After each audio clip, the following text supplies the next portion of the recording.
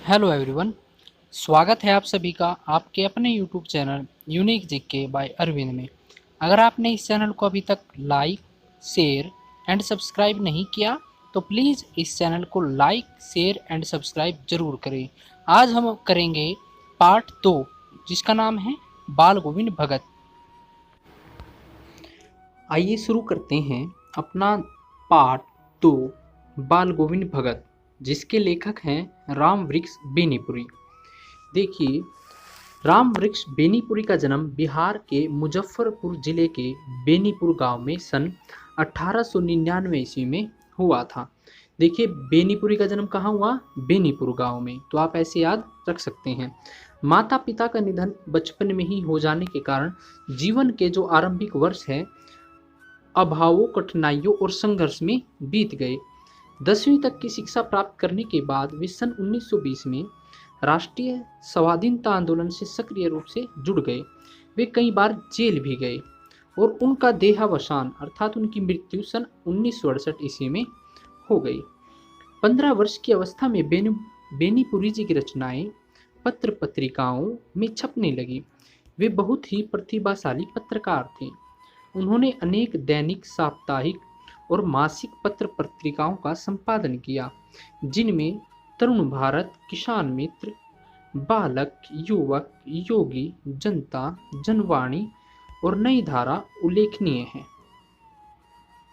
गद्य की विविध विधाओं में अनेक लेखन को व्यापक प्रतिष्ठा मिली। उनका पूरा साहित्य बेनीपुरी रचनावली के 8 खंडों में विभाजित है, प्रकाशित है। उनकी रचना यात्रा के महत्वपूर्ण पड़ाव हैं। पतितों के देश में ये एक उपन्यास है। चिता के फूल ये एक कहानी है। अम्बपाली ये एक नाटक है। माटी की मूर्तें ये एक रेखा चित्र है।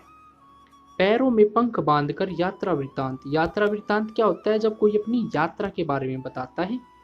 जंजीरें और दीवारें ये एक संस्मरण है। संस्मरण मतलब किसी की बात को याद करके लिखा जाना। उनकी रचनाओं में स्वाधीनता की चेतना, मनुष्य की चिंता, इतिहास की युगानुरूप व्याख्या है। विशिष्ट शैलीकार होने के कारण उन्हें कलम का जादूगर भी कहा जाता है।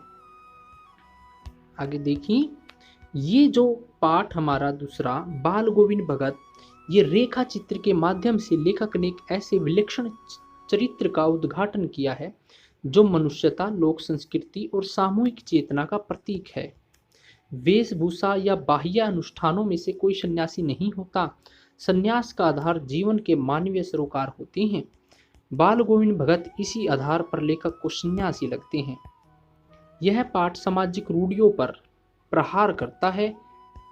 इस रेखा चित्र की एक विशेषता यह है कि बाल गोविंद भगत के माध्यम से ग्रामीण जीवन की सजीव झांकी देखने को मिलती है। सारा का सारा जो दृश्य है इसमें ग्रामीण दृश्य है और जितनी भी हमारे समाज के अंदर प्रचलित बुराइयां थी उस पर कटाक्ष किया गया है।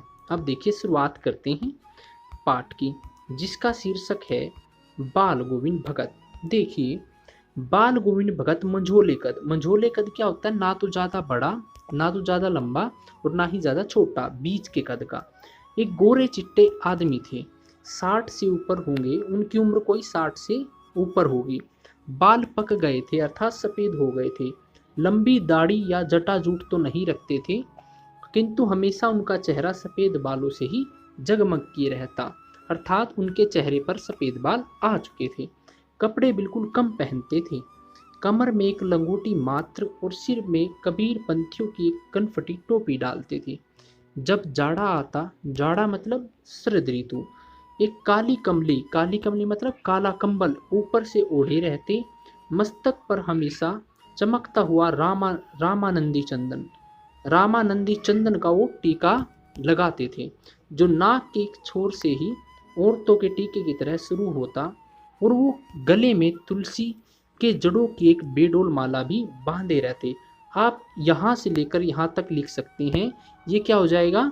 ये हो जाएगा बाल गोविंद भगत का व्यक्तित्व, चरित्र चित्रण। अगर आ जाए भाई, बाल गोविंद भगत का चरित्र चित्रण कीजिए, व्यक्तित्व के बारे में बताइए, तो आप ये यहाँ तक लिख सकते हो पूरा पहरा। आगे देखिए, ऊपर की तस्वीर से यह नहीं माना जाए कि बाल गोविंद भगत साधु थे। नहीं, बिल्कुल गृहस्थ, गृहस्थ मतलब जो घर में रहकर सन्यासियों की तरह कार्य करता है, अपनी गृहस्थ की जिम्मेवारी को भी निभाता है और साथ साथ प्रभु का नाम भी लेता है।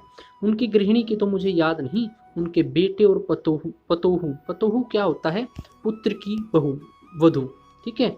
तो मैंने देखा था थोड़ी खेती बाड़ी भी थी और एक अच्छा साफ सुथरा मकान भी था, किंतु खेती बाड़ी करते परिवार रखते भी बाल गोविंद भगत साधु थे, साधु की सब परिभाषाओं में खरे उतरने वाले। वो कबीर को साहब मानते थे, अंडरलाइन कर लें, बहुत ही इंपॉर्टेंट है, किसको साहब मानते थे, कबीर को। उन्हीं के गीतों को गाते, उन्हीं के आदेशों पर चलते, कभी झूठ नहीं बोलते थे, खरा व्यवहार रखते, किसी से भी दो टोक करने में संकोच नहीं करते, न किसी से खामखा कभी झगड़ा मोल लेते थे, किसी को चीज किसी की चीज को नहीं छूते, न बिना पूछे व्यवहार में लाते।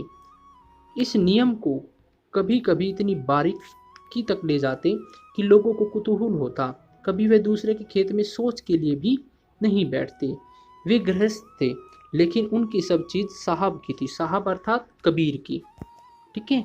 जो कुछ खेत में पैदा होता सिर पर लाद कर उसे साहब के दरबार में ले जाते थे, जो उनके घर से 4 कोस दूर था। साहब का घर अर्थात कबीर का घर कितनी दूर था मंदिर, 4 कोस।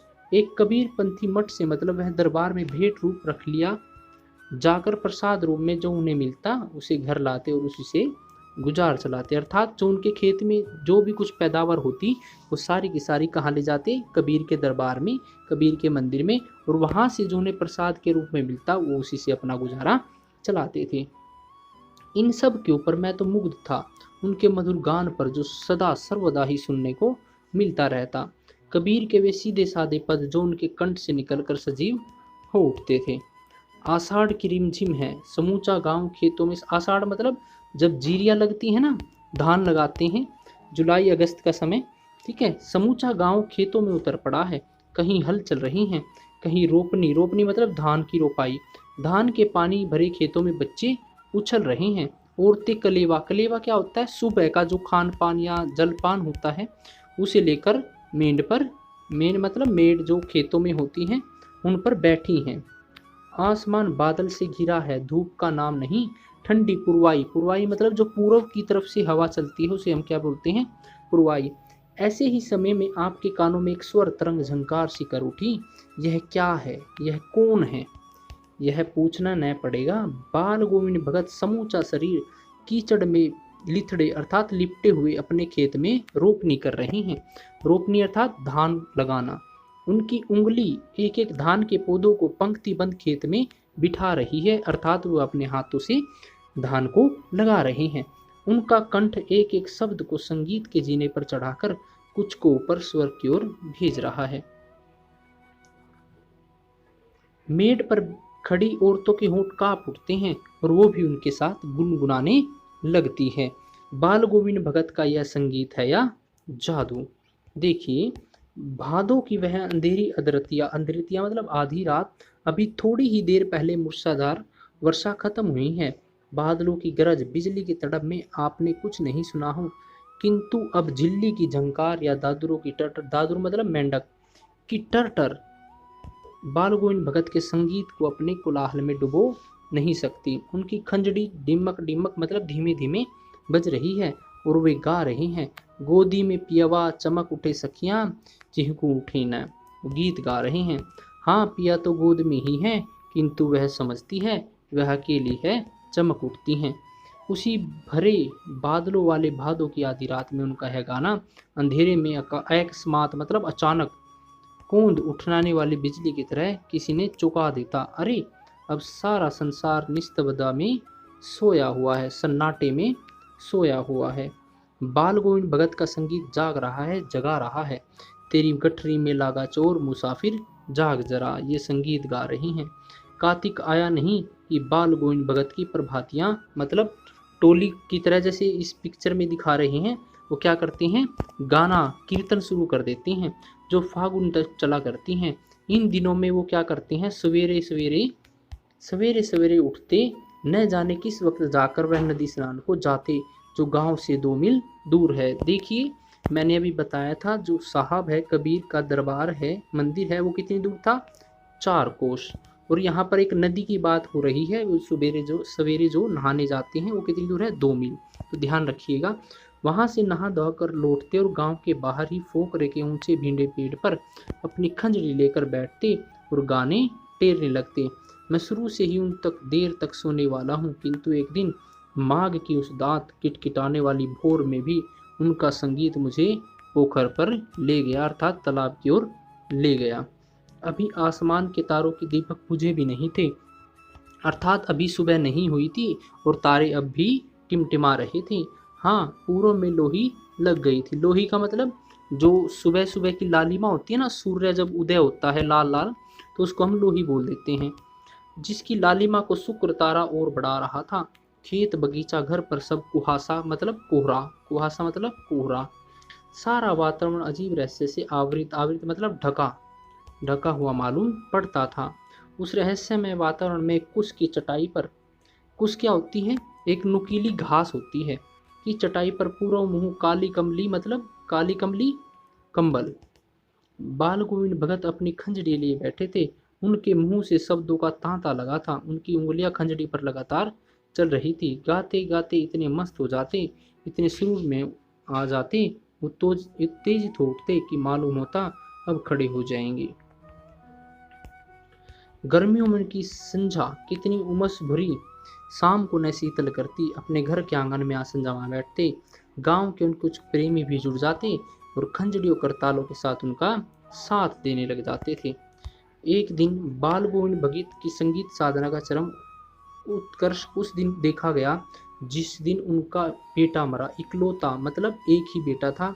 वह कुछ सुस्त और बोधा सा था। बोधा मतलब कमजोर, मंदबुद्धि, किंतु उसी कारण बाल गोविंद भगत उसे और भी मानते। उनकी समझ में ऐसे आदमियों पर ज्यादा नजर रखनी चाहिए और प्यार करना चाहिए, क्योंकि ये निगरानी और मोहब्बत के ज्यादा हकदार हैं। बड़ी सादगी से उसकी शादी करवाई थी। पतोहू बड़ी ही सुभग और सुशील मिली थी। घर की पूरी प्रबंधिका बनकर भगत को बहुत कुछ दुनियादारी से निवृत्त कर दिया था, छुटकारा दिला दिया था। उसने उनका बेटा बीमार है इसकी खबर रखने की लोगों को कहाँ फुर्सत, किंतु मौत तो अपनी और सबका ध्यान खींच कर ही रहती है। हमने सुना बाल गोविंद भगत का बेटा मर गया। कुतूहलवश उनके घर गया, देखा दंग रह गया। बेटे को आंगन में एक चटाई पर लिटाकर एक सफेद कपड़े से ढक रखा है। देखिए, उसने अपने बेटे को आंगन में लिटा रखा है, किस पर, एक चटाई पर, और किससे ढक दिया है, एक सफेद कपड़े से। वह कुछ फूल तो हमेशा ही रोकते रहे, उन्हें उन फूलों से कुछ तोड़कर उस पर बिखरा दिए। फूल और तुलसी दल से मतलब तुलसी के पत्ते। सिरहाने एक चिराग भी, अर्थात उसके सिरहाने एक दिया भी जला दिया और उसके सामने जमीन पर ही आसन जमाए गीत गाने लगे। वही पुराना स्वर, और घर में पतोहू रो रही है जहां उसे स्त्रियां चुप करा रही हैं। किंतु गाते गाते बाल गोविंद भगत कहते हैं कि ये रोने का नहीं, उत्सव मनाने का समय है। आत्मा परमात्मा के पास चली गई है, भला इससे बढ़कर आनंद की बात और क्या हो सकती है। कभी कभी सोचता ये पागल तो नहीं हो गए, किंतु नहीं, वह जो कुछ कह रहे थे वह उनका विश्वास बोल रहा था। अंत में हमेशा मृत्यु की ही विजय होती है। बेटे के क्रियाक्रम में तूल नहीं किया। उन्होंने पतोहू से, अर्थात उसी की पत्नी से, उन्हें यह आग दिलवाई, किंतु जो ही श्राद्ध की अवधि पूरी हो गई, पतोहू के भाई को बुलाकर उसके साथ कर दिया और यह आदेश देते हुए कि उसकी दूसरी शादी करवा देना। परंतु पतोहू रो रो कर कहती है, मैं चली जाऊंगी तो बुढ़ापे में आपके लिए भोजन कौन बनाएगा, बीमार पड़े तो कोई चुल्लू भर पानी भी नहीं देगा। मैं पैर बढ़ती हूँ, मुझे अपने चरणों से अलग नहीं कीजिए। लेकिन भगत का निर्णय अटल था, वो अपनी बात पर अड़िग थे। आखिर बेचारी पतोहू क्या करती, वहां से चली गई। बाल गोविंद भगत की मौत उन्हीं के अनुरूप हुई। वह हर वर्ष गंगा स्नान करने जाते थे। स्नान पर उतनी आस्था नहीं रखते थे, वो वहां पैदल ही जाते थे। गंगा करीब 30 कोस दूरी पर थी। अतः घर से खाकर चलते तो फिर घर पर ही लौटकर खाते थे। 4-5 दिन आने जाने में लगते। किंतु इस लंबे उपवास में भी वही मस्ती। अब बुढ़ापा आ गया था। अब की बार वो लौटे थे, उनकी कब तबीयत कुछ सुस्त थी, अर्थात खराब थी। खाने पीने के बाद भी तबीयत नहीं सुधरी, बुखार आने लगा। परंतु वो अपना नेम धर्म नहीं छोड़ने वाले थे।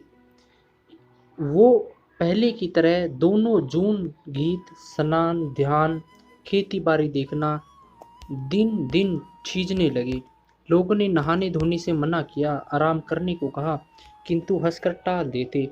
उस दिन भी संध्या में गीत गा रहे थे, किंतु मालूम होता जैसे तागा धागा टूट रहा है, माला का एक एक दाना बिखर रहा है। भोर में लोगों ने गीत नहीं सुना तो जाकर देखा, बाल गोविंद भगत नहीं रहे, केवल उनका पंजर पड़ा है, अर्थात शरीर पड़ा है, उनका देहांत हो चुका है।